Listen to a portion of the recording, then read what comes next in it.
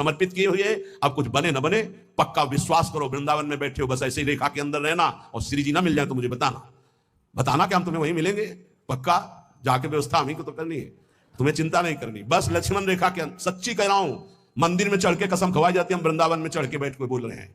अगर लक्ष्मण रेखा के अंदर रहे, गुरु आज्ञा के अंतर्गत, तो तुम गिरो चाहे खड़े हो, इससे हमें मतलब नहीं है। रहना लेखा के अंदर, यहां ये नहीं कि गिर गए तो नहीं।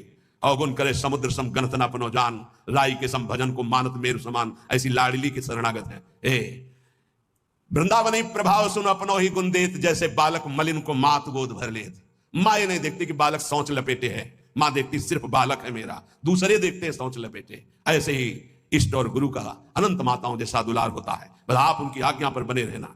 राई के सम भजन को मानत मेरु समान, एक राई छोटा दाना होता है, इतने भजन को सुमेरु पर्वत के समान मानती है हमारी लाडली जू, और समुद्र के समान अपराध बन जाए तो मानती ही नहीं कि अपराध हुआ, इसीलिए हम कह रहे राधा राधा बोलो। महारानी की करुणा के आगे कोई सिद्धांत नहीं चलता, प्रीति न काहू की कान विचारे। महारानी आज्ञा कर देंगे तो महाराज दस्तखत किए ही बैठे हैं, पक्का समझ लो। महाराज की कलम वहीं चलती जहां महारानी के नेत्र होते, ध्यान रखना। महारानी के कृपा नेत्र है तो अनुल्लिख्यानंतान पितद अपराधान मधुपति, क्योंकि अनंत ब्रह्मांडों के जज आप ही हैं, यमराज का हिसाब भी आप ही करते हैं, आपसे बढ़कर कोई नहीं। और आप हमारी प्यारी जो कि बिना मोल के बिके हुए, निर्तन भ्रकुटी बदन अम्बुज मृदु सरस हास मधुबोलन, अति आसक्त लाल अलिलंपट बस कीन्हे बिनु मोलन, बिना मोल के बिके हुए हमारे श्री लालजू महाराज लाडली जू के प्रेम में। तो कह रहे सकृत स्नेह वृंदावन मनु हठाने सर सके। हे मित्र, एक बार वृंदावन का रंग रसिकों के संग से चढ़ गया तो निस्सार संसार, यहां से लेकर ब्रह्मलोक तक परम सार प्रेम प्रेम हृदय में प्रकाशित हो जाएगा।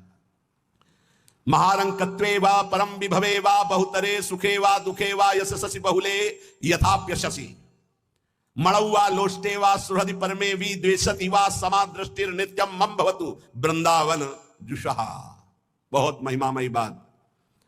ए भाई, मेरी बात को बहुत ध्यान से सुनना। श्रीपाद कह रहे भजन को इससे नहीं तोला जाता कि करोड़पति बन गए तो भजन का लाभ बहुत मिल गया, या भजन शुरू किया तो तुम दरिद्र हो गए, बोले देखो भजन फला नहीं। जिस दिन से वृंदावन गए, सत्संग सुना, उसी दिन से सब चौपट हो गया।